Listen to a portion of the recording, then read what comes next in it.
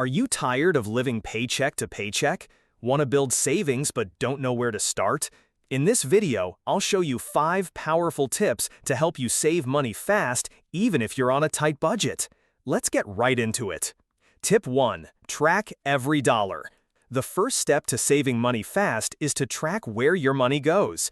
Use free apps like Mint, Notion, or even a notebook to list every expense, even that $3 coffee.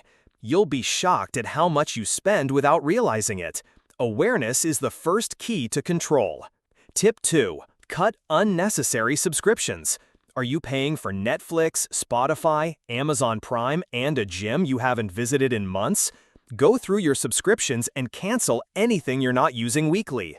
You could instantly save $50 to $100 a month. That's $600 to $1,200 per year, just from cutting waste. Tip 3. Try the 24-hour rule. This rule is simple but powerful. If you want to buy something non-essential, wait 24 hours.